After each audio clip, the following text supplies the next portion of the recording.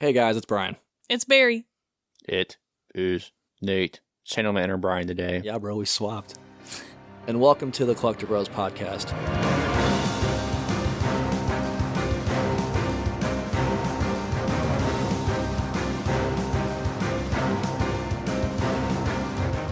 Today's episode is all about variant games, whether it's packaging, disc, labels. It's a part of My goodness. No. It's a part of sub-collecting that I actually really enjoy and I'm pretty passionate about. This could be a number of things. It could be, greatest hits on PlayStation. It could be player's choice on Nintendo. It could literally be weird one-offs where the disc is completely different. It could be valuable coupons inside NFL Fever, the legendary NFL Fever 2004 with valuable coupons inside. There's a lot to unpack here, and we all collect this pretty differently around the table, so should be a fun one. Before we get started, guys, let me invite you guys to join us on our social media pages. We are on Facebook, Twitter, Instagram, TikTok, and we are Collecti-Bros Pod on all platforms. Also want to invite you guys to join the Discord. The link for that is in the description for the episode as well as on our Buzzsprout page. You guys can chat with us directly, and in the Discord, I am Spider-Man, which is also my gamer tag on Xbox. I am LeBerry. I'm Eat Me, I'm a Danish. So go ahead and join, guys. Check it out. There's a pretty addictive game trivia in there. But yeah, let's talk about what we're playing in our recent pickups. Nate, what have you been playing?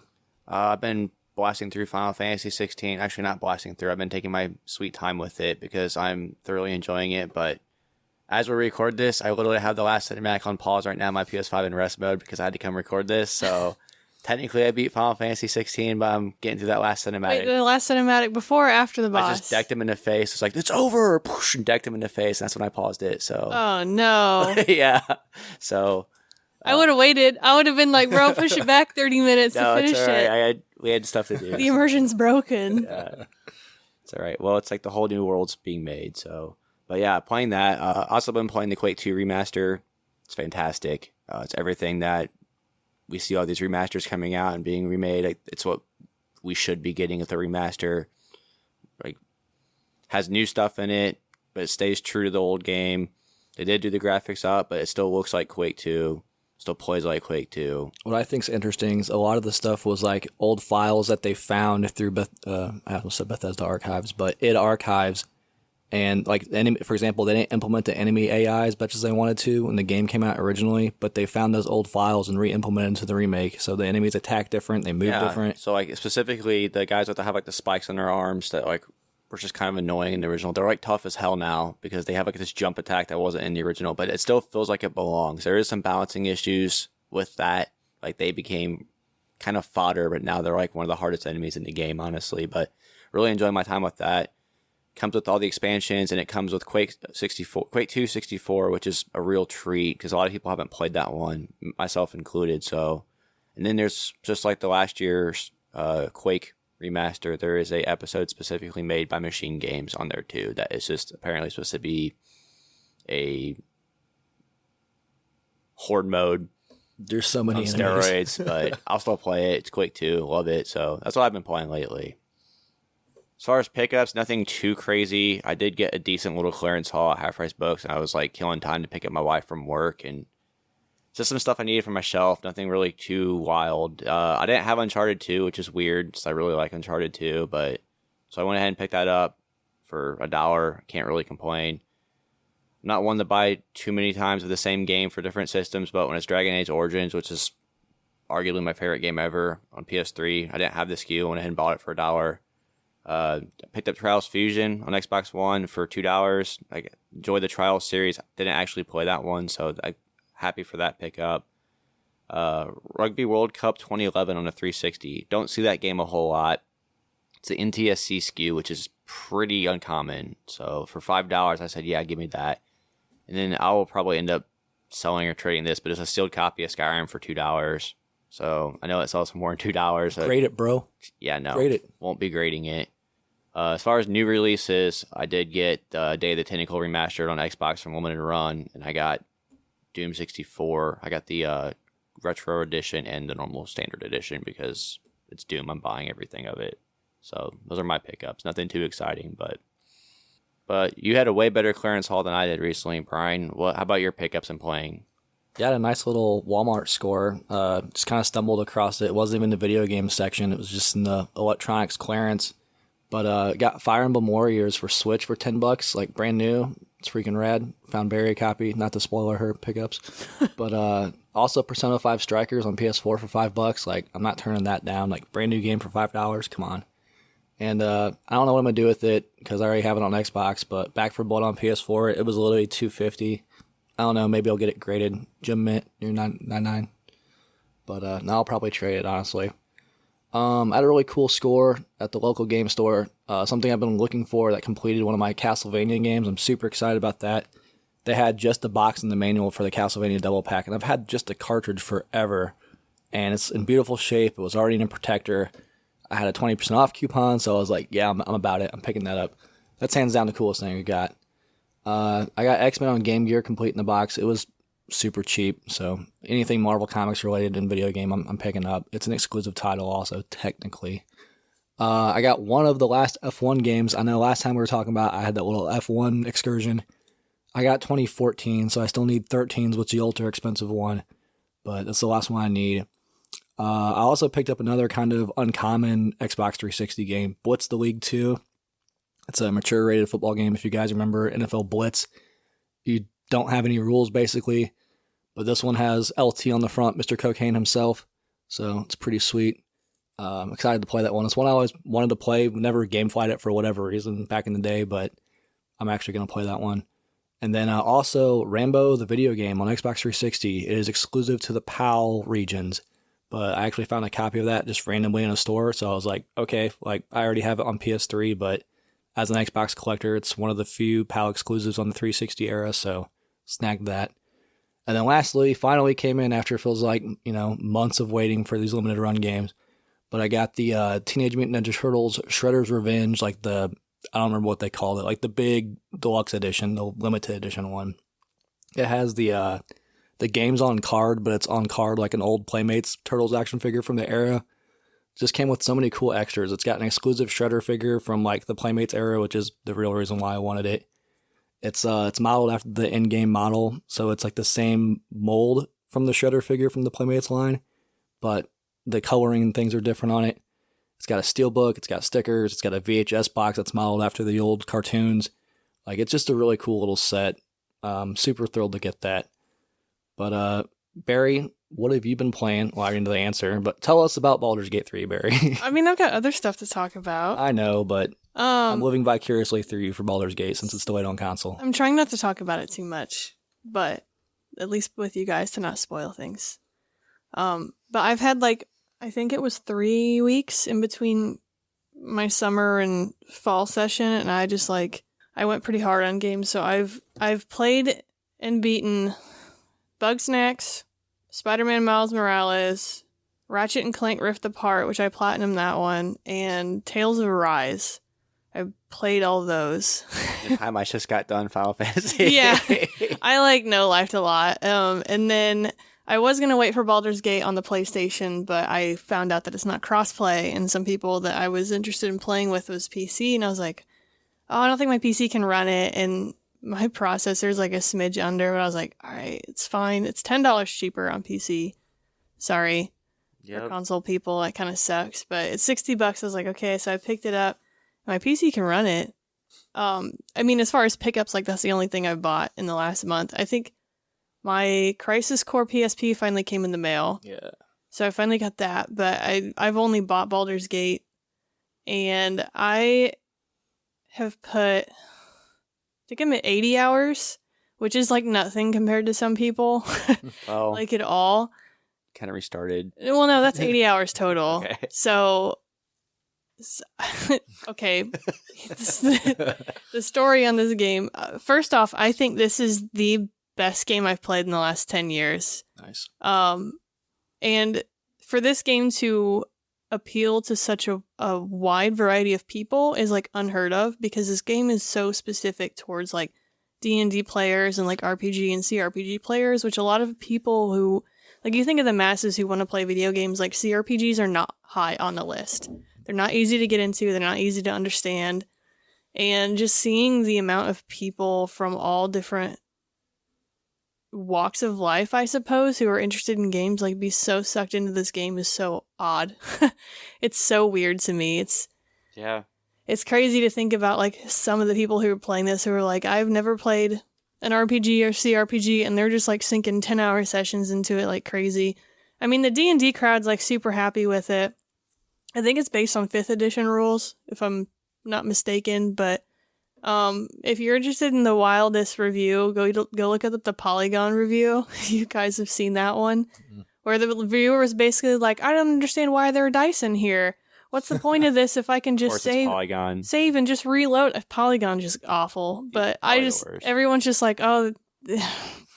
Anyway, it's a funny read. It's so funny, but you know, it's a game that no microtransactions. Thank you. The godsend. Yeah. You can buy the digital deluxe edition or whatever, but that's it.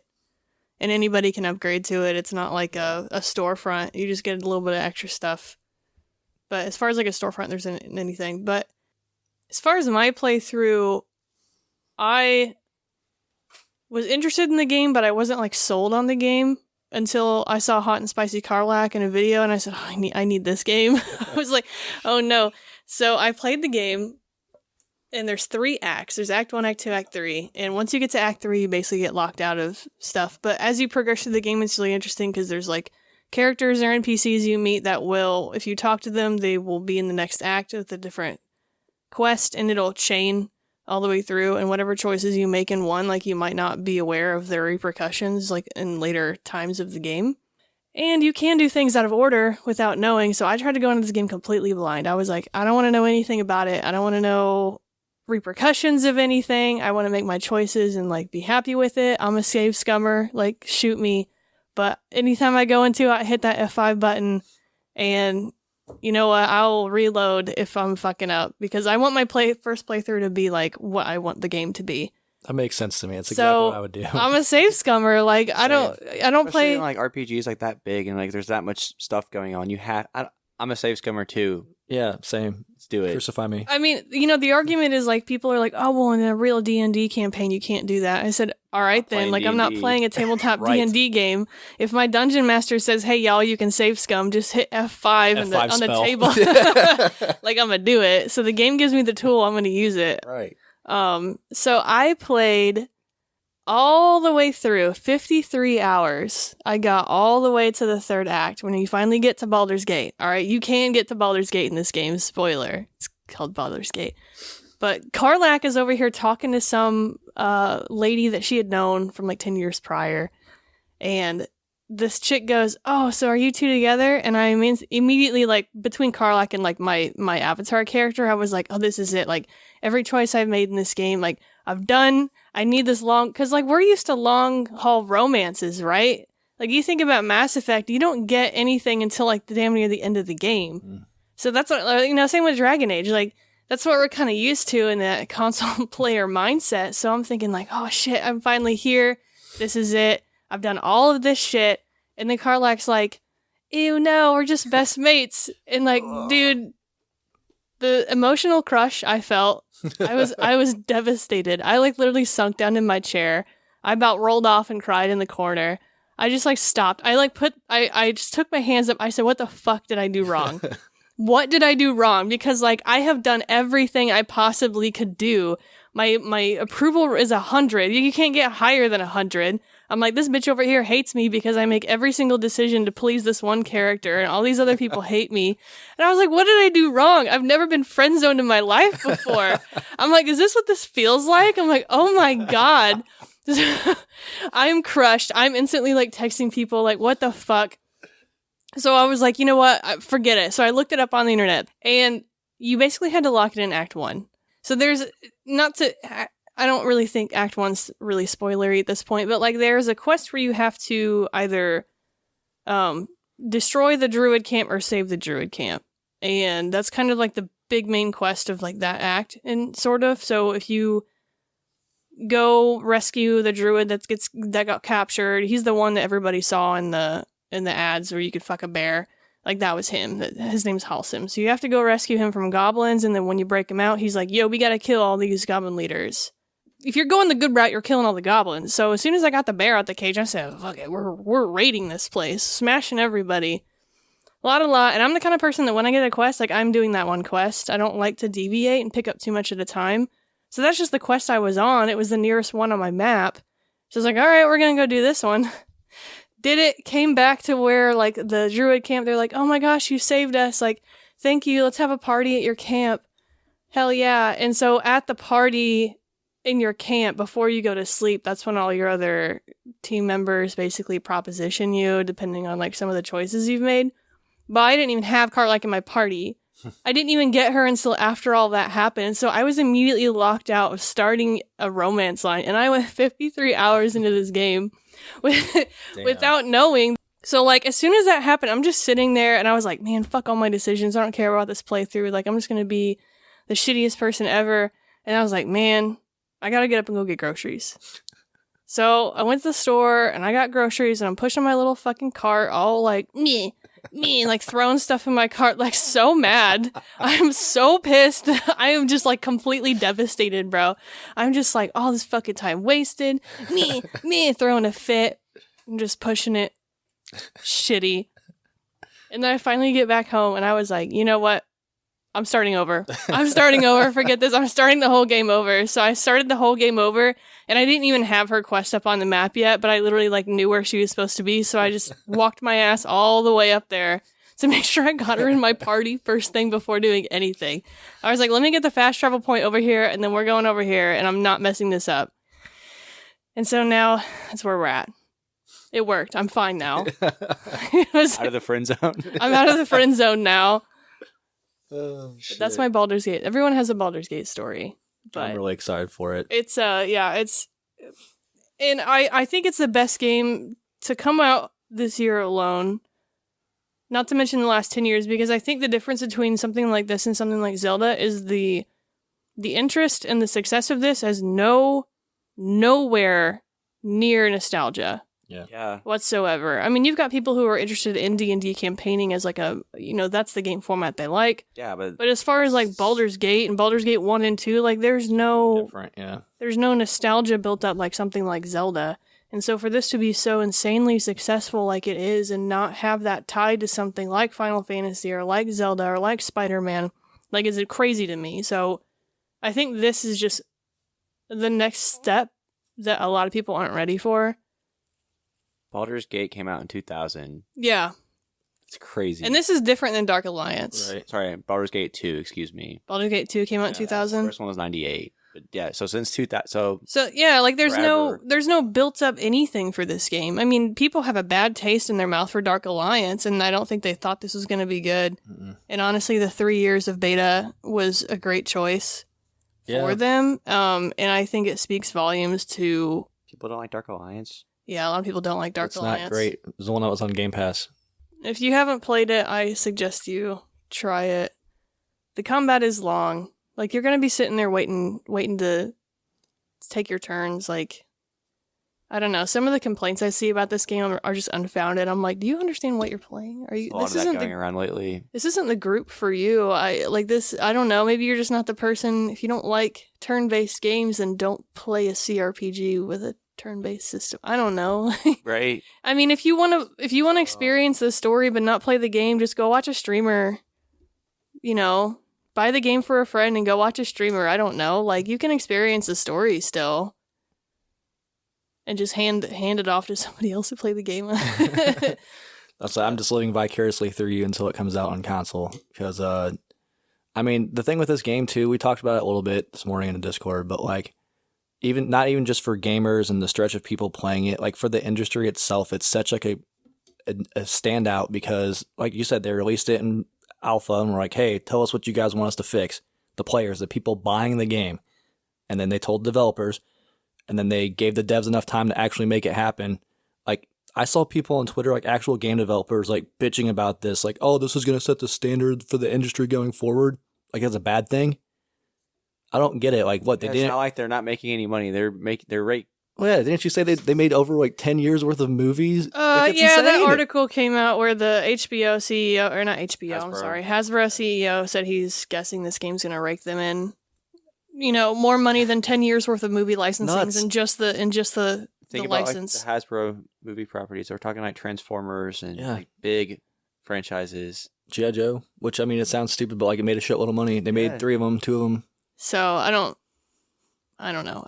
This is a hot topic for discussion in many places, but my whole thing is like letting the consumer tell you what they want and then paying you and rewarding you with income for that's a bad thing. Like it's such a weird argument. Well, you have to understand that majority of the game industry is not for gamers. It's for stockholders. That's really it. You're so, if they aren't going to be able to put their microtransactions, I mean, like, look at the direct comparison to Diablo right now in all walks of games is insane. Oh, by the way, everything I said that was great about Diablo 4 since it came out, I rescind all of that because they've totally destroyed this game. I mean, there was some complaints. Like, people were like, can you put XYZ in this or fix this? And then the next big update, they put in the eShop. Yeah. Like, officially. And then they advertised it where you can't even play the game without having to click through the ad to go into the game.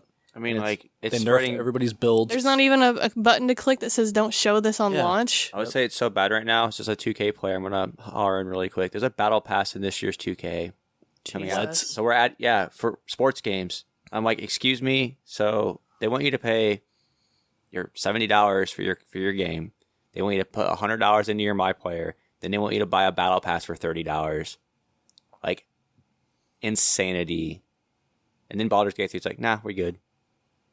Yeah, I don't know. I'm curious to see if they'll ever release any expansions, which I would be fine paying. Yeah, I'm fine with That's that. the thing. If it's like it's not like a store where I have to pay $10 for some armor cosmetics. Like, even the Baldur's Gate devs, like at Larian, are like, we love the modders.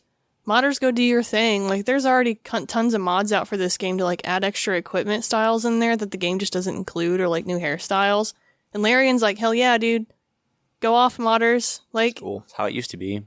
So, like, why would they build a store when they just know the modders are going to do it, and then they're over there supporting them, and they're like, that's fine. Like, obviously their intentions are not just to make frivolous money off of this game. So, I don't know. For a team of 400 to 500 people to make this game and then have Blizzard over here struggling with like 10,000, that's insane. It's embarrassing. It is embarrassing. It's embarrassing. It's just crazy to me that like, hey, look how profitable this is. We did it, quote, the right way, and it's getting like shit on. It's so baffling to me. Like I said, it's not where the industry wants they don't care about you. They care about your money. And if they can't make any more money off of you, they're going to try and dissuade you to think that's how it's going to be in the future. And that's why I said Baldur's Gate will not win Game Awards this year. Yeah, I agree. It will not. So, I mean, even in the same vein of like, they're like, well, okay, well, it's between Baldur's Gate and Zelda. Like, there's games that haven't came out yet, like Starfield and Armored Core and Spider-Man 2. Spider-Man. I feel like there was something else that was going to come out. Not biased. This year, somebody you could forget. Well, I guess by the time this episode comes out, Armored Core should be out. But in the same vein of like them saying, okay, well, it's between Baldur's Gate and Zelda, like Zelda also doesn't really have a microtransaction system. And I think Nintendo does Zelda well. But once again, they have a built-up audience. Mm-hmm. And I think that's the biggest difference. I think Zelda is a technological marvel for the Switch, but I think Baldur's Gate pushed the boundaries of the industry. Yeah. And that's the main difference for me. So, name a game in the last 10 years that's done what Baldur's Gate has done. Going back to the way the things used to be. In this crazy, like... You know what I mean? That's all it really everybody want to talk about, it's bugs. I'm like, yeah, there's bugs in it. I got a bug where I tried to open a chest and it didn't show me anything. It's a big game. There's gonna be bugs. There's gonna be bugs. I got a bug. It's in the Discord if you want to see it. I got a bug where my dog in the camp, his character model is all kinds of messed up, and his head's like in the back of his back. I don't know. And I've gotten bugs where like people's approval rating bars disappear.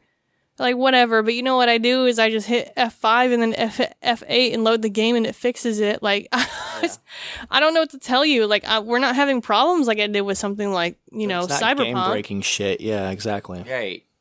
But So- again, they took the time to polish the game, and that's why they delayed it on consoles. Like, I'm never going to get mad if you delay a game to polish it. Like, that's not a bad thing. Well, I don't think they delayed it on console. They released PC early. Yeah. They were going to simultaneously release the game, and they released PC early. Interesting.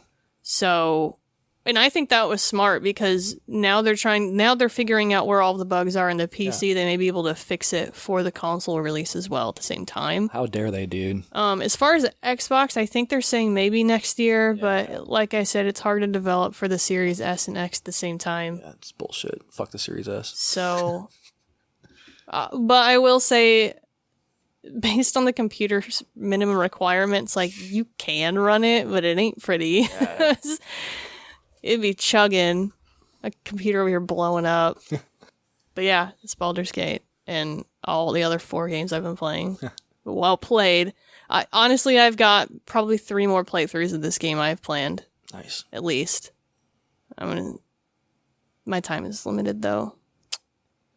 I'm back to school. Can't do it no more. I can't sit on my ass for 12 hours and play. Sad time. Yeah, I also realized I didn't talk about what I've been playing, but it's fine. Mirror's Edge Casualist, guys.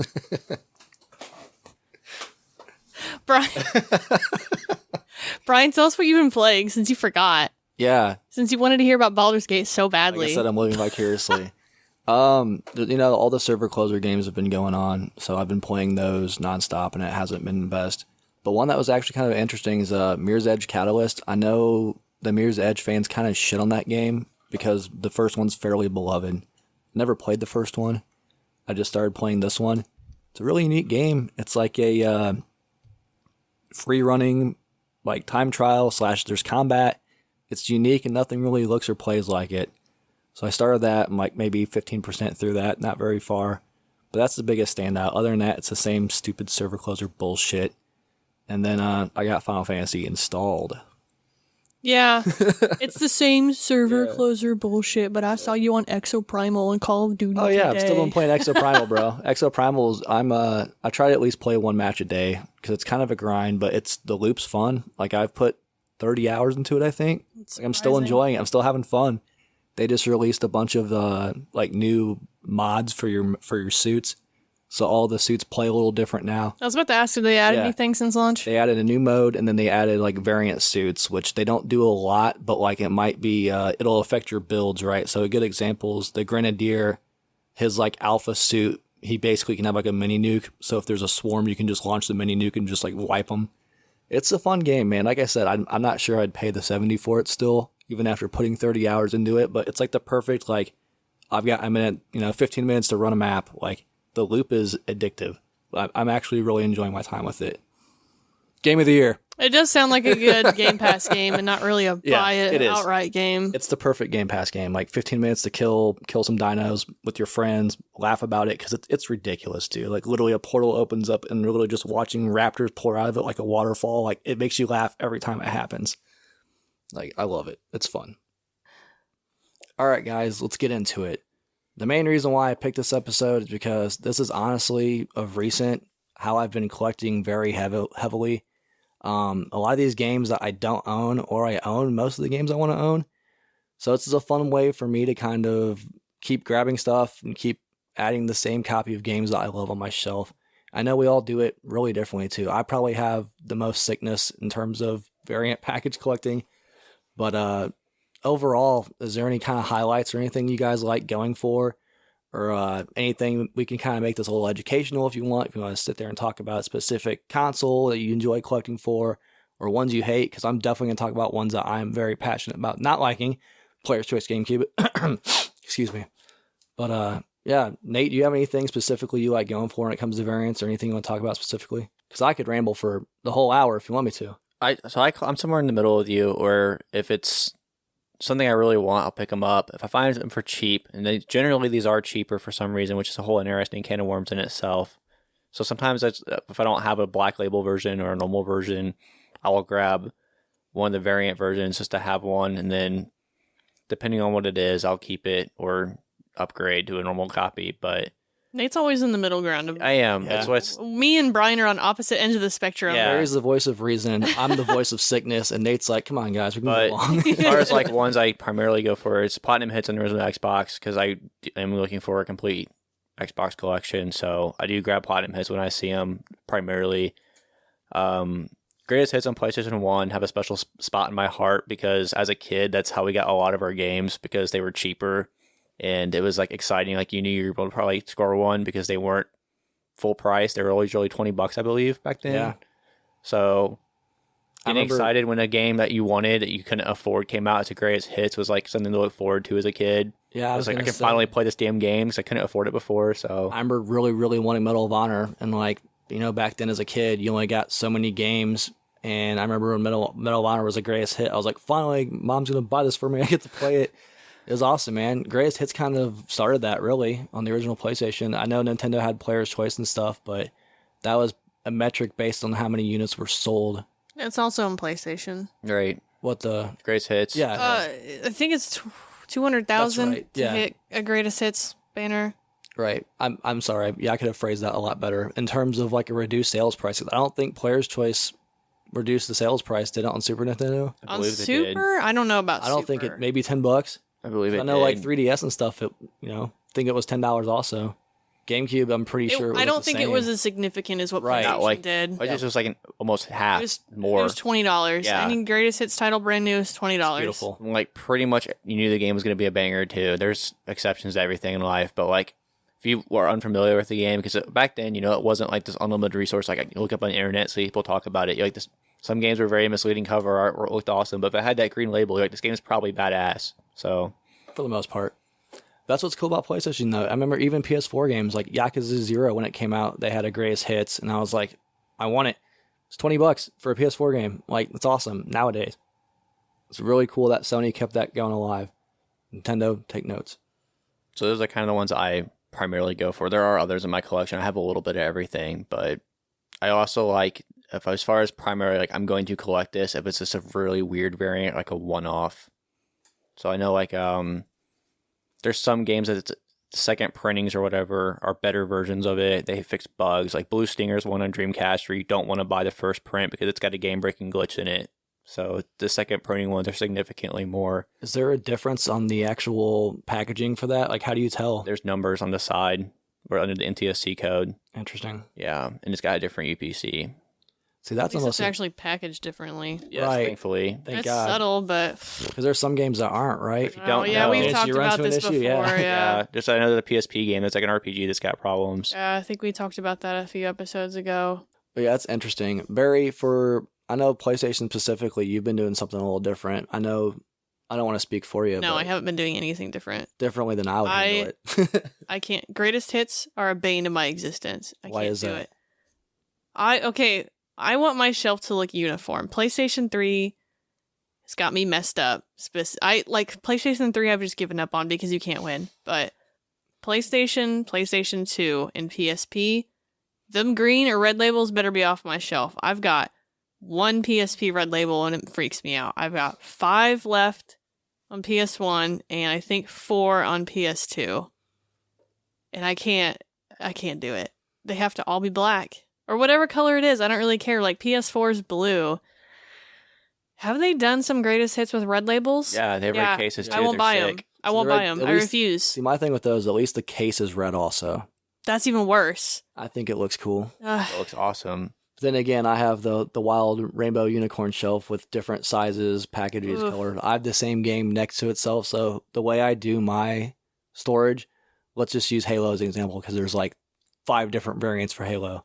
So I have the normal one, and I have the Game of the Year one, I have the Holo one, the non-Holo one, the Game of the Year one, the Platinum Hits one. No. So I try to do it in like order of release. No. Same. Yeah, No. this is the voice of madness speaking. I don't have the space. I don't have the money. I got 1 copy. There's only a couple games I have a few copies of. I don't Final either. I'm Fantasy just VII is an irresponsible. exception. I have a normal black label. I have the Prince print, a PAL copy.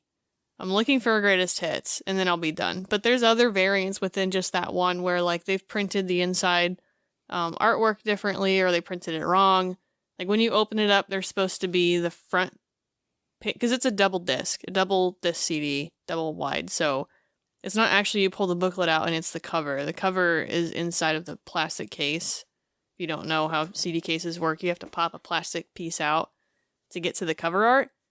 And so the front of the cover art, the back side of it is the same as the back side of the back art. It's Sephiroth on both. Is a print. I don't know if it's a printing error or a purposeful variant or like what. Interesting.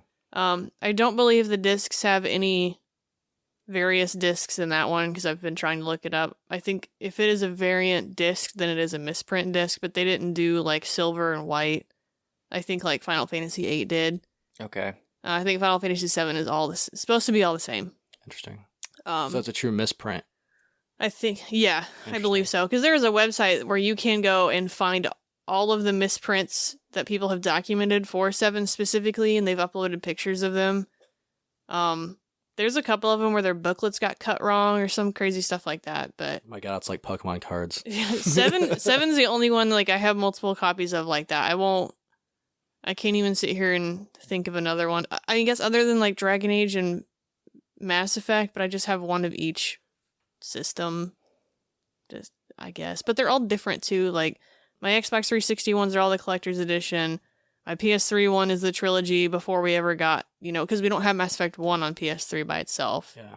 And then like the Dragon Age, like one's the Steelbook special edition on one, and the Xbox is the one that comes packaged with Awakening or whatever. So they are different. They're not the same game. Like the same one for one. I just I can't do it. It's very sane of you. I can't. Because I'm literally the direct inverse where I have this weird sickness where I justify buying especially like for PS2, like the greatest hits version. If I already have it on, let's say like the original Xbox. Because to me, like that greatest hits version is more of a PlayStation version than the normal PlayStation SKU. Because greatest hits is specifically for PlayStation. I guess. I get it. That's how fucked up my brain is, If bro. I find a deal, I'll do that, but it's not something I'm going to actively hunt, especially if I already own it. Now, if I don't own it and I come across like the console-specific variant, I'll probably just grab that if I don't have a preference on which console I want it on. But There's so for the longest time, I thought I owned Final Fantasy Tactics on PS1, so I just kept passing because I thought I owned it. I never did. So now that I'm looking for it, I can only find the green label, and I scream every single time. I'm just like, just one black label, please. I don't want to buy it online. I can't find them. It's green only. I wonder how many they printed, because I'm pretty sure you can still get that game sealed, right? Like off Square's No. website. it was very There's recent. No, one- it one was of them. Origins, I Origins, think. Yeah. Yep. Recently, My bad. They did recently sold reprint out. them, though. Yeah. They do. Those have different discs. Interesting. See? Yes. So You're they're educating me so much. they're different. It's bad, though. It means I want them all. But I'm just like, man, the only variants that I'm actually like, so me specifically, if I'm buying a game, I don't want anything embellishing the front cover. So if it ever has like bonus movie ticket, bonus whatever, like I don't want that one. I don't care. Half the time the codes don't even work anymore because the stuff's so old anyways, but like I don't want anything that's going to change the cover art. I just want just the cover art. So I'll wait. Interesting. But the only thing I am interested in is misprints, and even then I'm not like super into them. I think I've got 3, and that's it. And that's if I don't already have it. I'll be like, okay, well I don't already own the game. The misprints right there. Like when Darksiders came out for Yeah. Switch, I think you were the one who was like, hey man, they got these black spines because they messed up the printing on them. So I like Darksiders. I'm a big fan of that game. So they're going to release it on Switch. And I was like, oh, I want one anyway. So we went out and we found some. That's the only reason I bought it. It's because I was like, I already wanted the game. It was cool. It was right in front of me. It was MSRP. Yeah. So I picked it up. But like now you can't find them anywhere and I wouldn't pay for it. I would just buy a normal one. Yeah. So That's a good example of like one of the things of the time, because you knew they were going to pull them all anyway. So if you did find one, pick it up. right. But those were going for crazy on eBay when that whole first thing came out. Like I didn't want to pay eBay price for it. It's a cool collector's piece for me because I'm never going to open it. Like I have the 360 version, the PS3 version if I want to play it, the Xbox One version. So like I'll play it on that, but I do want to own that because the variant packaging, which is funny because like it's literally the only black Switch spine, I think. I think it's the only black Switch spine. I want to say it was the first misprint for Switch I that think was it like was. documented. So I think that's why people were so interested in it. Yeah, Was it you that was with me or was it Nate I think it was me. Yeah. that got the We other? Because swapped there was 'cause I didn't open two. one, and I was like, Oh yeah. I want to open. I don't care. Yeah. Mine's sealed. Yeah. I just haven't I opened think it. we swapped because I was like, I don't care if mine's open or not. Okay. They were like the same price. They were like $30, I think. So I think it's Oh, so we were at the same store then. Because Yeah. I remember there were two where we went. I just can't remember which one you were if with. you win the me. news, and you're like, yeah, I got one. It's like, wait, I think I found one too. So yeah, no, it's something we all wanted because it is just so unique and it does look pretty badass in all black. I gotta say, even that though it's game- not uniform, it looks pretty cool. For that game, it makes sense to have a black spine. I get that's what's funny though. Nintendo's trying to sit there and be like, "Oh, we want uniform spines." Like, do you look at the rest of the Switch games on the shelf and tell me they want uniform spines? Yeah, I think Switch started off trying to be uniform, but then they started putting publisher, logos on the bottom, and now like with Switch, the black spine doesn't bother me so much because I also have like the wide double packs or the steel books up there. The Witcher Complete on Switch has like an extendable, like fatter, and I hate it, but I've accepted it. Like we're at that age where things that are coming out are not going to be uniform sizes, and I have accepted that fact. PlayStation's still doing me a solid by everything still uniform They're in the terms best of at it. like a standard. They had a great turnaround since the PS3 days for sure. I mean, other than the steelbooks and maybe a couple of like the special deluxe editions that are a bit wider, like they're all in a blue case. They've got a white label. I don't know if they've got the line difference on the bottom. Which one was the one that did that? 3. That's terrible. 3? Was it? Some's got a red. Some of them have a red line under the PS3, and some of Oh, them yeah. don't. I don't think PlayStation's doing that. I think they all have a line. because look, red line, red line. Yeah. Yeah, this one doesn't. As far as I know, PS5's been very consistent. So I haven't seen anything to suggest otherwise that they're going. I don't think they're going to be doing any kind of greatest hits ever again. Yeah, it's weird because Microsoft actually. I was talking to Nate. I didn't realize this. It's weird because like I really am going for Xbox variants. So like I want original Xbox Platinum hits. I want 360 Platinum hits. Xbox One has no Platinum hits. In PS4, they kept greatest hits, which is cool because I have several of them. Yakuza's a series I love, and I'm getting like every SKU of that. So I picked up the all red, but there's no Platinum hits on the Xbox One. It's crazy. Well, you got to think Xbox was the one who wanted to change everything over to a cloud-based digital service first. So it makes, and that's why I say PlayStation 5 is not going to be doing greatest hits again, because Yeah, I don't even if think they they will. do sell exceptionally well on a physical market, they're going to be doing deals on their store. Yeah. The closest thing you can get to a Platinum hits on Xbox One is when they repurpose the 360 games in Xbox One cases. There's a couple that are Platinum hits that they put out. Yeah, that's true. but the I've got case is still Skate the same 3. color and That's a Platinum hits, but it's the Xbox One case. yeah. I So, think the Oblivion, I, I believe. have the Red Dead of the Game of the Year edition, but it's like styled like an Xbox One. yeah. So I don't think it looks like a normal Xbox One, but it also doesn't look like a 360 case either. Right. Microsoft's approach has been the complete opposite of PlayStation of trying to get consistent. They can't even stay consistent within the generation. No, they and can't even decide if they Oof. want to label it as Series X or Series XS or It's- Xbox One Series And that XXX. logo's changed from a black sticker to a white Good thing you horizontal don't collect border. a whole lot of Xbox. Your shelf, it's wild. It's, Yeah. Oof. Actually, it's funny because I just redid my shelf. I built another shelf, and my way of trying to distinguish whether I put a game with the Xbox One or Series X is if it says Xbox Series X at all on it, I'm putting it with my Xbox stuff, Series X stuff.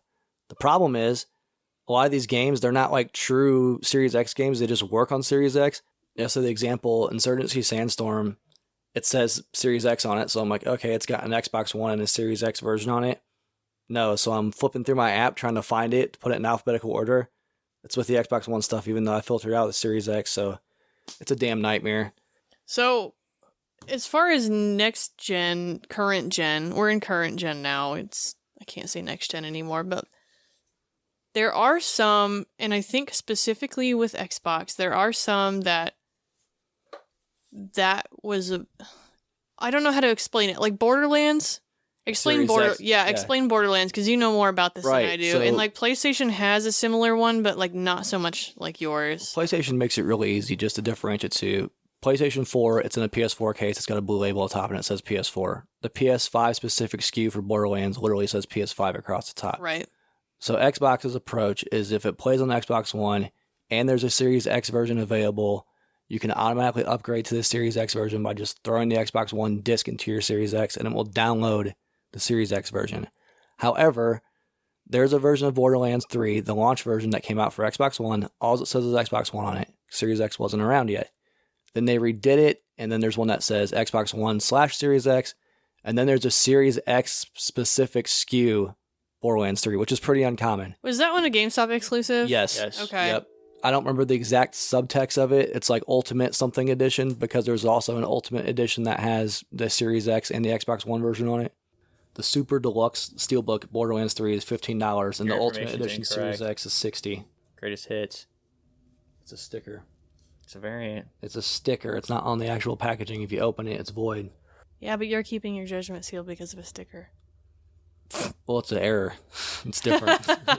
Series X. It's a double SKU. I'll eventually. That's Let me see what you're talking about. I don't think I know what you're talking about. It's the combo SKU, but there's a greatest hits sticker on it, and it says greatest hits, not platinum hits, which is hilarious. Where do you see the greatest hit sticker? The little the big thing. Big thing. Yeah. Yeah. It's on the plastic wrap, though. It's not The on the fuck Do actual. they have these printed on the covers? No. I've never seen It's a one. sticker. So someone accidentally just put a greatest hits on a I Borderlands? think it's supposed to be there. It's Xbox logo though. Why does it say greatest hits? It should say platinum hits. It's crazy. Oh, wait, what? Yeah, that's what I'm saying. It says greatest hits, but it's an Xbox You logo. gotta bring that up. No, that's probably just what Platinum hits on Xbox One's probably called. they're probably doing that because it's easier for people to understand. It's just funny. I'm having trouble finding just that Series X key on eBay. It's tough. Did you find it anywhere? Yeah, it's $60. Yeah, it's about. There's one for 42 with no disc. Sealed 129.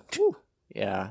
Yeah, it looks like that was their version of platinum hits. Now they just slap stickers on things that sell high. Disgusting. It So looks you like, have to keep it sealed and graded water to preserve the integrity of platinum hits. It looks like their what is this? Xbox Greatest Hits 2-pack includes 2 top-selling Xbox games, Rage and Fallout 3, and then it's got a sticker on top of that too. Interesting. Yeah, it looks like they're just going to stickers. Sad. Well, that's the thing. If you depending on how deep into the rabbit hole you go on these variants, I know like greatest hits from PlayStation 2 era The was stickers. similar, Mm-hmm. but on Xbox there's also variants of variants. Like before they started making silver cases, I know 50 Cent Bulletproof has now a platinum hits, even though it's in a green case sticker. Is it on the case or is it on the saran wrap? It's in the saran wrap. Ugh. Interesting. Yeah, there's a. I mean, that's what PlayStation did with, I know, Call of Duty's a couple of them, maybe Medal of Honors, but they had it shrink wrapped, and then instead of just printing new greatest hits copies, they took a greatest hits banner and stuck it on the top of a black sealed, and so they would just sell it as a greatest hits at a cheaper price. I've got a SOCOM 2, I believe. That's Sorry. SOCOM. Yeah, it's like cardboard red that they just like saran wrapped into normal case, and then it's like you can see where it's just a big chunky piece of like literally cardboard that just says greatest hits. It's like an overlay. So once you open your game to play it, it's just gonna look like a normal It's a one. black label. So there's like variants of variants of variants. It I feel gets like super. GTA maybe had it too. GTA's got another double pack on Xbox has a platinum hit sticker where you would never know unless you had the actual saran Right. wrap. So you want to go that deep, Bryan, in collecting, or is that like too I far? want to tell myself I do, but the fact that they have to be sealed to be a variant tells me that in of itself it's not a variant when the manufacturer is literally making another variant. I don't know. That to me is lazy. Yeah, I get it from a manufacturing perspective. To me, that's not even a real variant, right? Like slapping a sticker on it. It's like when I used to try to little kid and be like, "Oh, I have this ultra rare holographic," and you put a Pokemon sticker on top of it. You didn't make a variant, like it's, you know what I mean? You don't work for Wizards of the Coast, though. Exactly. Like, technically, it's a variant, dude. I hear you, but to me, it's not like a literal, like just because it has to be sealed. Is that what differentiates it? Okay, let me ask this question. Pokemon cards.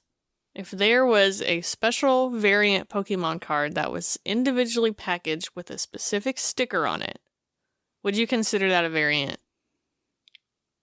It's the same card. So let's say special gonna say- delivery Pikachu, right? Yeah. Special delivery Pikachu has always been individually packaged as how it came, but what if there are special ones that was like promo tournament, whatever sticker on the individual package?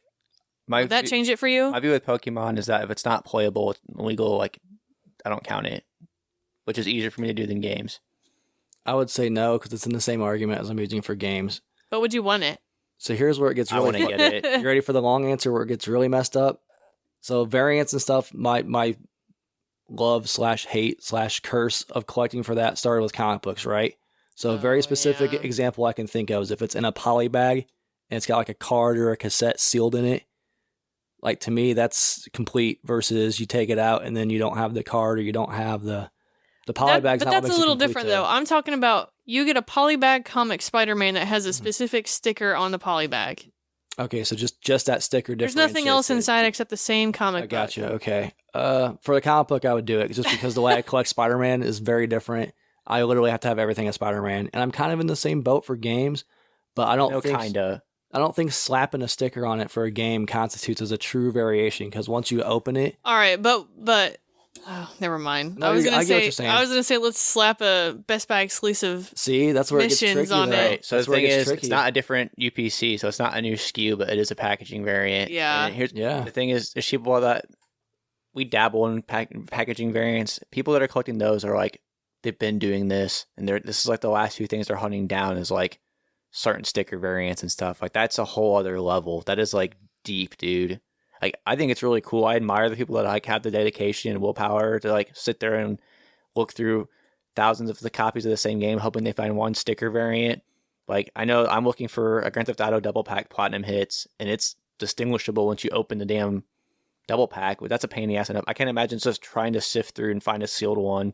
Just sifting and sifting and sifting. That's the sticker variant I need. It's impressive. I think I could do it. It's so much work. Or if you look at like Atari labels, at least those are like somewhat distinguishable. Like I know we were talking recently about Raiders of the Lost Ark, where it's literally in black, and then it has like the movie poster font for Raiders. Mhm. Those are easy to find, but like you're saying, that's tough. But I mean, if I can get it, I want it. I'm sick, bro.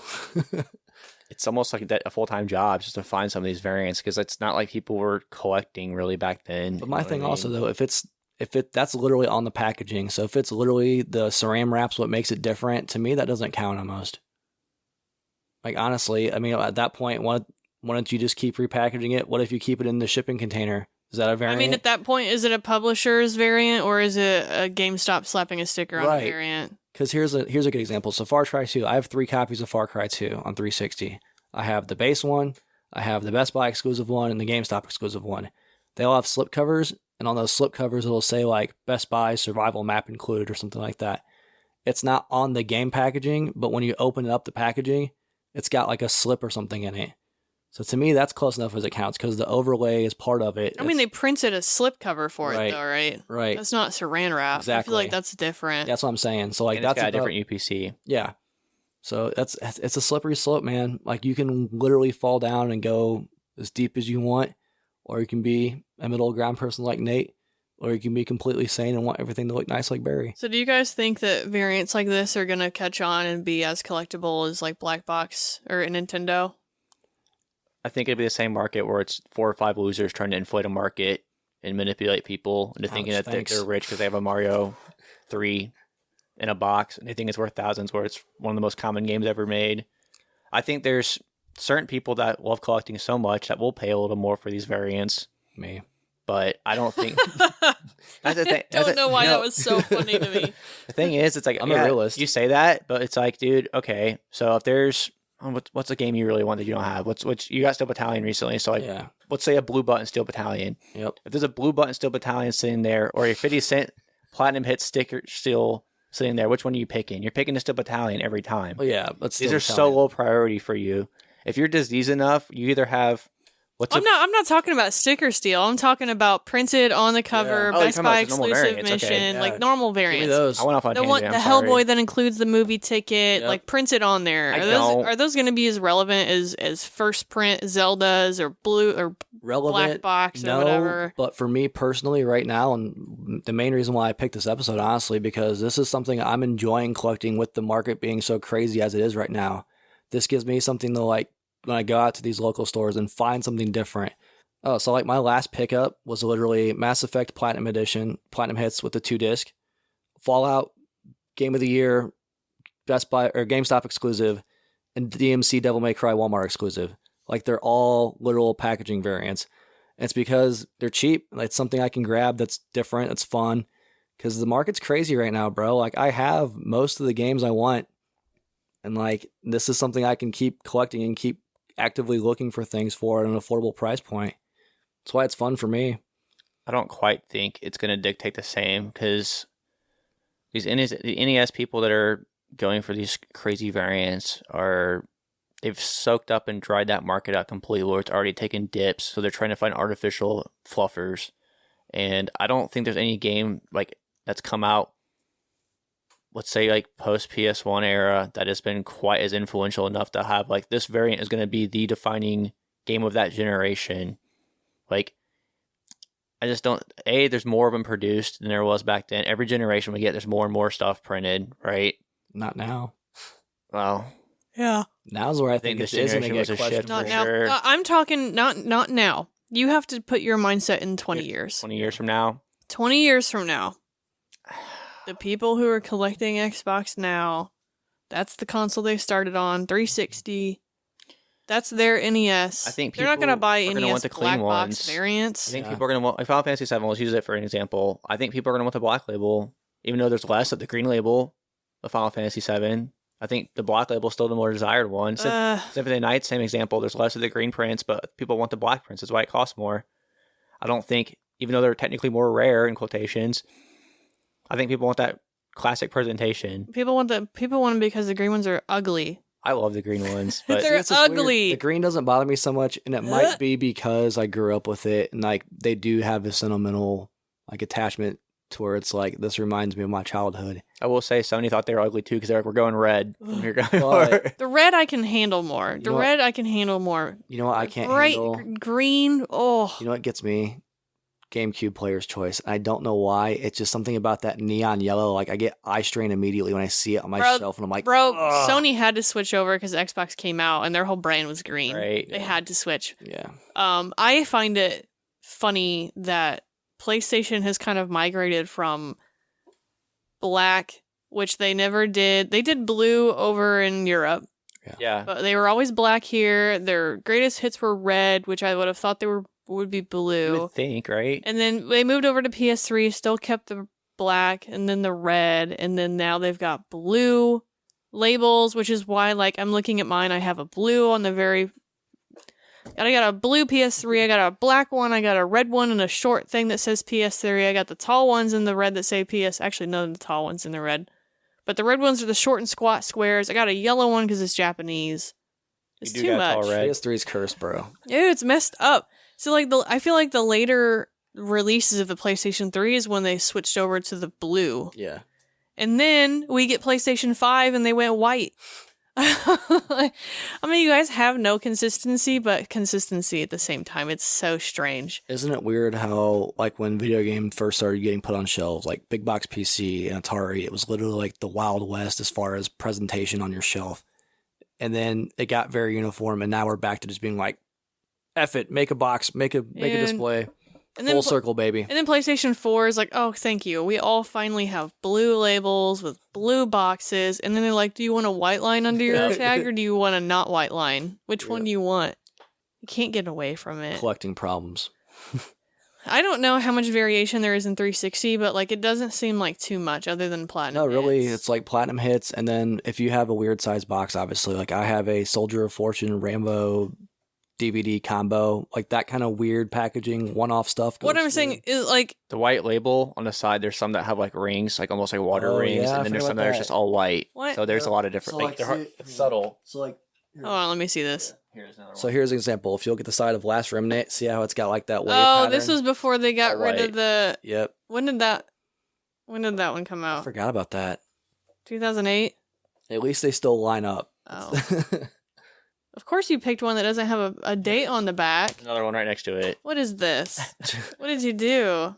2011. I see. So there's no consistency. So I'm assuming like and then even like the labels on the front. Yep. Like there's that thick green on the side, and then the Xbox Live. it's pre Xbox Live launch. Oh and- yeah, yeah. I forgot about that because it has the ripple, like the original dashboard, and But they switched the blades, and that's when Even they start. even in the ripple, That's even the what it ripple is. by itself is subtle enough for me not to notice too much. But I'm talking Yeah. like Xbox still has the circle with Xbox Right. 360.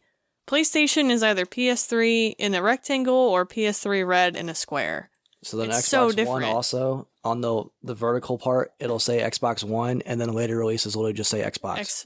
I've seen ones that say X1. Yeah. It's Seen like ones they that are on can't the bottom. decide. Yeah. it's wild. There, yeah, because Xbox. Well, Xbox is just Xbox. Yep. What's the very first game in that? Oblivion, it says Xbox. Okay, Yeah, see, that was a 360 game so with those- the Xbox One case. those are the backwards compatible ones. Yeah. I don't have any Series X stuff. It just says Xbox because of That'd be weird. You know? Xbox Series. You couldn't read the name of the game with all the different consoles they have. They could put SXS. That's why I like the sticker idea. That's it. Initially, they slapped the sticker on there. SX/S. It's like, hey, this will play. And now it's like, you know what? F you, figure it out. You know what? They should just stop making for the Xbox One X at this point. It's been 3 years. Just make it for the new gen. Move on, people. Yep. You can find Series S's and Series X's everywhere now. I was at Target and I saw a PlayStation 5 God of War one in their case. When you get next gen game, Barry, like, what do you want from Xbox? Like, geez, we'd actually get current gen games released instead of Exclusives stuff and first party held back. titles? I don't think so. Well, no. What are you doing? You're asking way too much. It's interesting, though. The variant package thing, it's fun for me more than anything. I don't think it's ever going to really catch on. I realize how sick I am. I really do. Well, okay, so what I'm curious on is with variant packaging existing as kind of an old world thing, where I fully believe this is the last generation where we're going to have any physical media. I agree. think We're you're already right. starting to go over with Alan Wake 2 being digital only because the publisher was like, we don't want you guys to eat the extra cost. And I get it, like $10 extra, they don't have to go to manufacturing and print physical copies and charge people an extra amount. I get it. Because the big complaint right now is $70. Alan Wake is $60 digital, but I'm just like, I still would rather pay the extra $10 for a physical. I would too.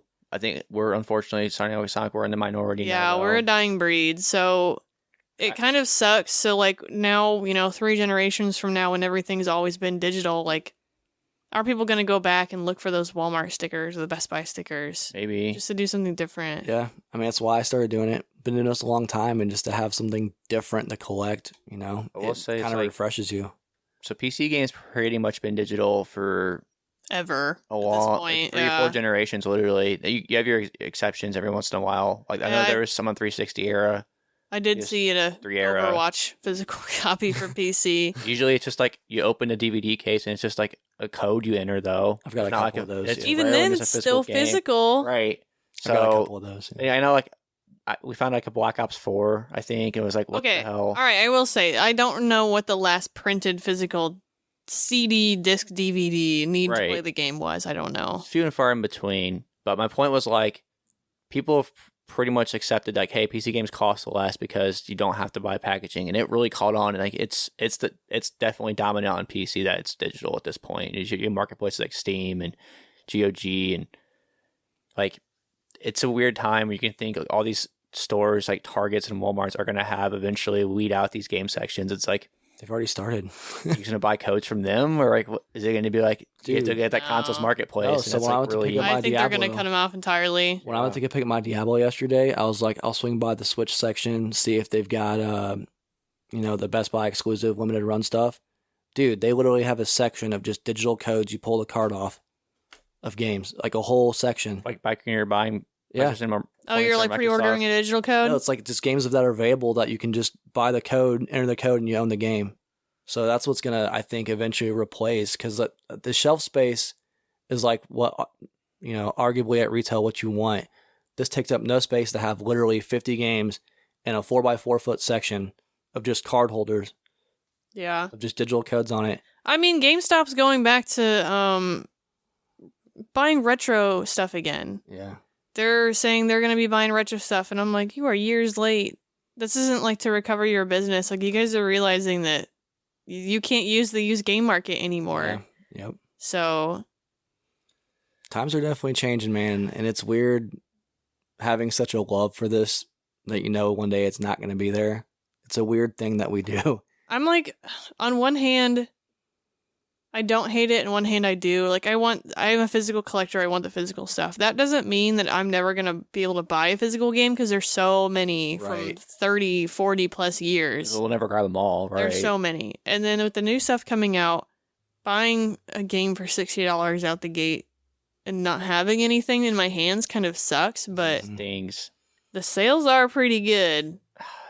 Sometimes. Yeah, Yeah. sometimes. Sometimes. Now, and I say that because a lot of the times they don't really care on a digital front how much they put the sale for. It'll be like, oh, Ghost of Tsushima's, 40 instead of 60 now. That's still too much for me. Right. But we got stores out here trying to get rid of all their physical stock, and they'll just put that so low. They're just like, forget it. We need to get rid of it. So you can pick stuff up for $20 on like a good sale. I saw clearance copies at Golem already. Wow, really? Yeah, It was $20 at garbage. Nobody Walmart. wants it. Ooh, Which is still $20. It's bad. $20 I've a heard it's little rich for horrible. my blood. I'll spend $8 on it. I won't buy Right. it. Yeah, You have to it's pay me to Rings. play it. I want to experience it because it looks so bad. But anyways, play that's a- Slave Simulator, Lord of the Rings. So, like, on one hand, like, the digital front is really good when they have really good sales, but I've always noticed for what I want to buy is few and far in between. Yep. And it's really hard for me to, like, buy something on sale because it's the same stuff every single sale. And they're like, publisher sale. And I'm like, okay, but your publisher sale is like 13% off. Yeah. It's not really a great sale. There's, like, no incentive for me to buy that. Another argument I have is so the Alan Wake 2 argument for being $60 instead of $70. You know Activision, you know 2K, they ain't gonna do that. They're still gonna charge you $70.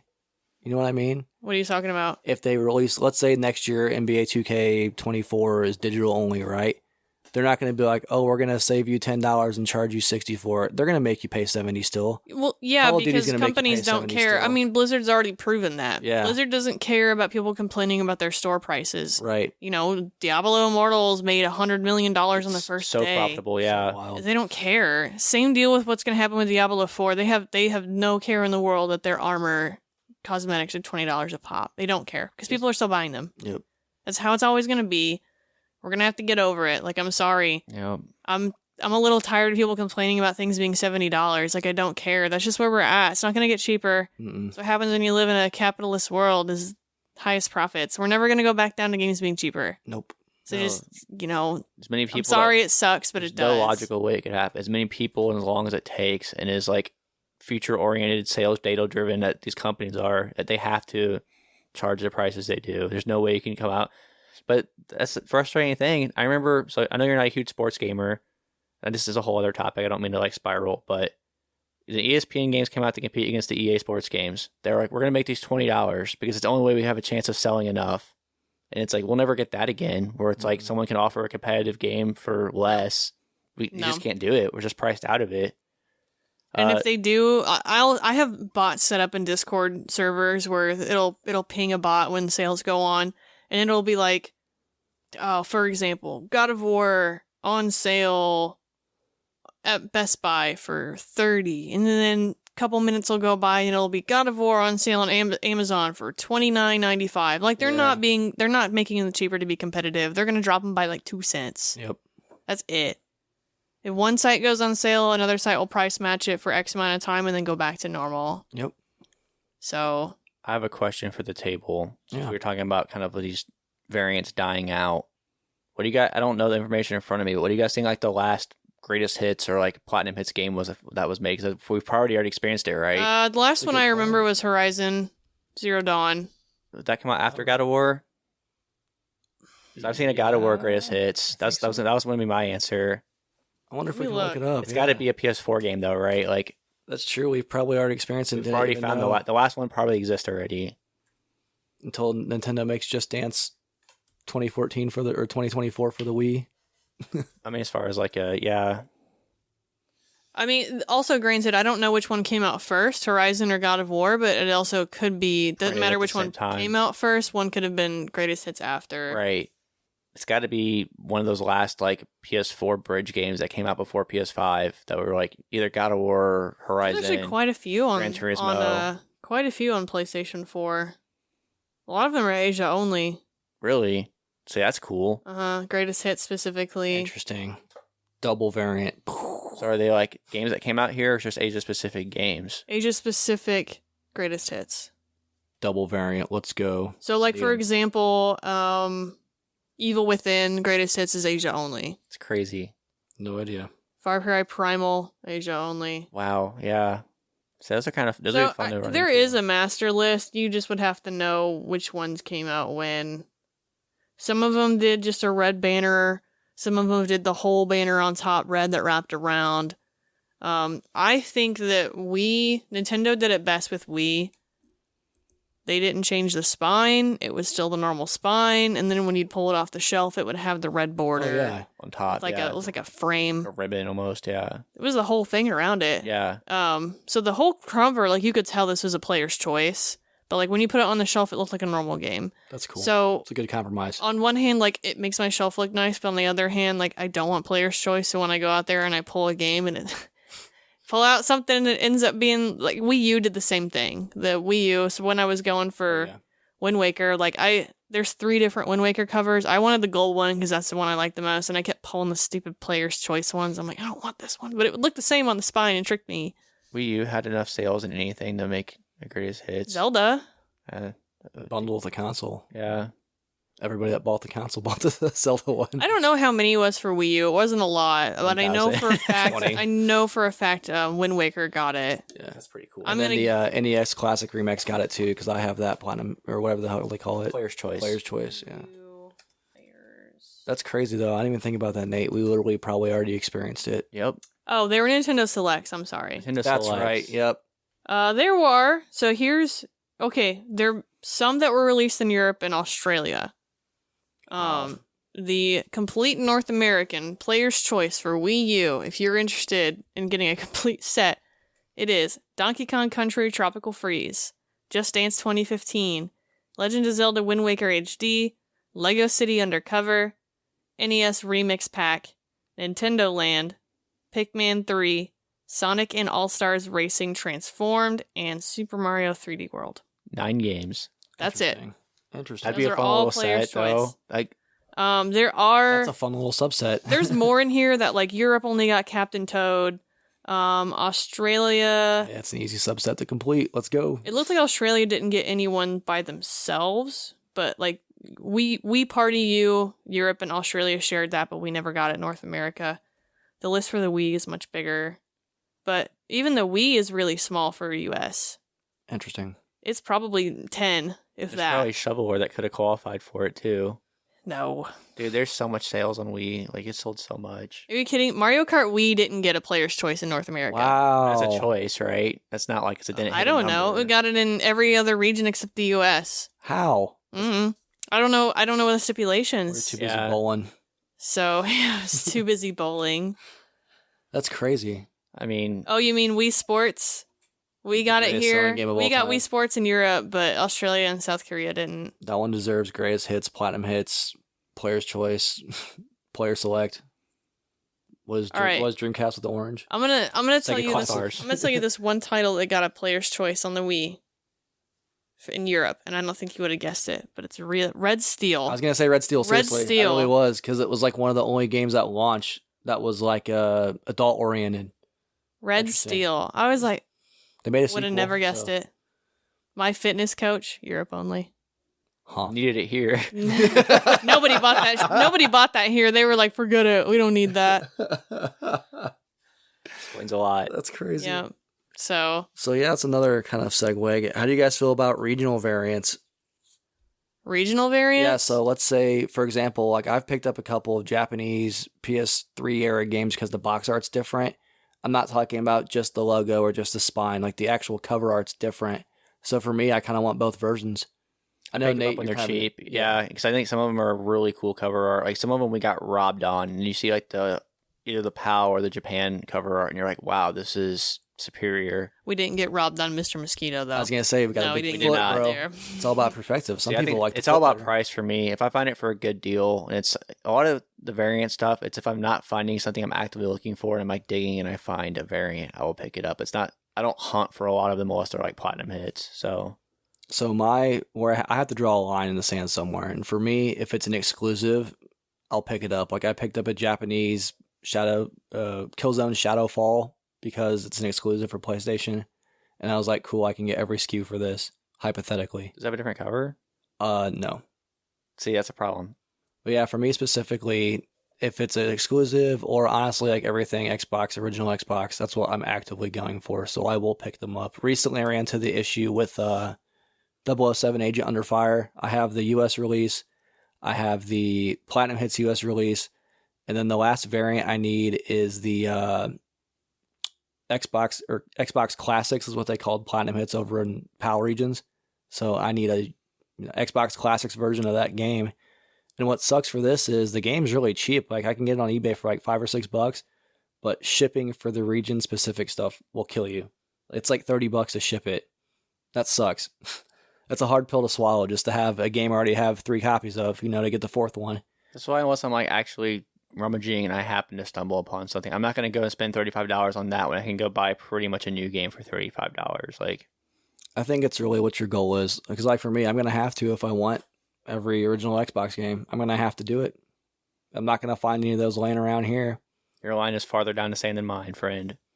I've got problems. I Like I feel said, like I question my sanity every day, so that's the problem. I know I've got issues. Like everyone's like, "Wow, that's dedication." No, I'm irresponsible as hell, dude. Like it's bad. Like y'all seen my basement? Like I had to I've build. seen what I can see. Yeah, in the I had to basement. build more shelves because Barry, you're the most responsible of us. I'm sick. I know I'm sick. there's certain games where I'd like to get every variant of, like Dragon Age, Doom, like stuff that like Doom would be impossible because there's Wild West PC, but it's a fun one to collect for because like you kind of find new ones all the time. But like Killzone, I love Killzone as a series, but I'm not going to pick it because it's got Japanese lettering on it instead of an English letter with the exact same cover. And if I found it for $3 and it had a different cover, I'd probably pick it up. What But if it was 5? sure, $5. Yeah, see, look, I did the right thing. But no, it's the same cover with different writing. Are you going to pick the German one that's different? Thank you for justifying my Are you madness. going to pick That's all up I the ask. UK variant because it's got a different ESRB logo on it? You No. guys buy different language Pokemon cards, though. Oh yeah, horribly. So many. Like I said, When they're cheap, I buy them in bulk. We're not talking Japanese like Pocket Monsters. I know. It'll be like I've got Charizard. Now, for those, it's mainly like the Wizards era because they're nostalgic. Now, if I accidentally, I know there's a lot of people opening up like boxes that have like all Mexico region like coded on the inside, but so they're all in Spanish. And it's an English box they bought because they're like the quality controls are so awful on them right now. That'd be a fun, happy little accident. But I'm not gonna like go to my way to order a box from Europe, order a box from Japan. Like, I didn't know you could do that. Don't do that. Bryan. dude, You shipping. need to calm down. We need to Men in Black blast your brain so See, you like, forget The that. Wizards ones back in the day, you go to tournaments and stuff, and they'd be like prizes. They'd be like, "Hey, I got a French booster." Like there was a lot more variants back then too. So I'll say I have no interest in getting any other language, whatever. There is one exception, and I would like to get a Polish version of Witcher. ooh, that'd be cool. That'd be cool. I didn't See, even think of That's that. it. That's Think of the it. fun collecting Because like possibility. it That's a good originated one. like it's originally Polish, like it was in a Polish magazine, like it had to be translated to English. So I think it would be cool to have a Polish Witcher. That's pretty But cool. that's about. I'm not getting all 3. Yeah. Forget that. You're the sane one of the bunch though, Barry. Now, see, like something where there's a specific. Let's just bring up the podcast favorite game, Two Worlds. Like there's a Oh yeah. region specific collector's edition. Is that something you'd grab, Barry? Since it's like Yeah, it's got a statue. I since it's need like exclusive that. to that region. It's got different items in it. Yeah. It's completely different than ours. We never got it. Like stuff like that interests you. Would you probably grab that? Well, that's region specific Right. though. That's not the same game, just in a different language. Right. It's interesting. Yeah, it's a. That's kind of like Japanese games I stay away from for the most part. There's a couple I have that are the same, but I really only buy Japanese if they're exclusive to Japan. So, Two Worlds though, yeah, I would buy that. I The think. collector's edition's like a real collector's edition. Well, and the fact that it didn't release here, it's beyond a variant at that point. It's literally a region. That's a different SKU. Specific It's more SKU, like yeah. yeah. The same deal with I have the Devil May Cry 4 PAL version. The That's steelbook is sick. way cooler. So sick, bro. But I didn't go out of my way to find that. I had the option to pick one or the other, and I picked that one because it was cooler. They were both in my hands at the same time, and I'm like, it's region free. Okay, I'm gonna get the one with the cooler steelbook, and that was that. Yeah, that makes the pill easier to swallow for sure. I mean, my PS3 section's already messed up as it is, so like, why not throw another one in there? That was a decision to mess it up, though. It wasn't unintentional from Ugh. Sony printing different spines. Yeah. Yeah, it could be like I said. This for me specifically, and why I wanted to talk about this. For me, it's kind of a new way to collect and kind of deal with the ever changing market. I'll wrap up with a neat little bow. When I remember Atari games was one of the first things I started seriously collecting, and like it felt like collecting instead of hoarding games. The first time I noticed there was like label differences and stuff, I was like, this is kind of cool. Like this Space Invaders has orange lettering. I want to keep this one. And I was like, wait a minute. It kind of felt like I was starting a collection. So it's interesting how they've kind of always been there since the beginning. Atari and old PC games had variants and stuff. So it's something that's kind of sad to see it go, but it makes it feel like a true collecting hobby. I'll give you that, Brian. just it's a true supplement in the truest form of where I can continue to collect something that I love. And sadly, as we talked about, it's probably going to go away. It's weird to see it die in front of our eyes. But what are you guys' thoughts about this?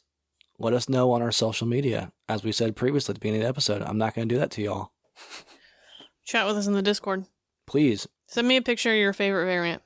Absolutely, I yeah. want to see it. I want to see something more Better ridiculous. You better leave out those green label greatest hits, because I'll scream. I thought you were going to say those toes. No.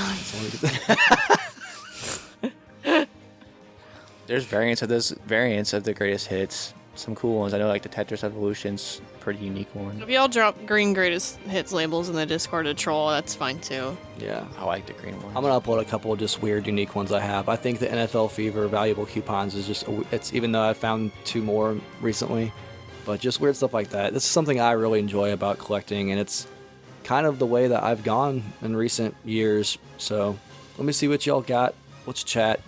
Thanks for listening and hanging out with us today. We truly appreciate it. Keep hunting. Happy hunting. Goodbye. What's next, Bryan? What is next? Barry, what's next? Next episode, is it worth it? Dragon Ball Z, Budokai Tenkaichi 3. Dude, that rolled off the tongue so well. I could never. I'd be like, yeah. I wish I had the Piccolo voice in the title, but I can't that'd make be it so sound. sick. I can't make it sound smooth like him. Old Christopher Sabat. But we're gonna be we played Dragon Ball Z Budokai Tenkaichi 3, the most expensive Dragon Ball game in existence of the bajillion Dragon Ball games that are out there. Is it worth the price? Is it worth the hype? People generally consider it the GOAT Dragon Ball Z game, right? Yes. Yes. Interesting. Fools. It is the Dragon Ball Z game. The game. Well, bye for real this time. Bye. That was a very ending. See Bye ya. for real this time. Bye for real.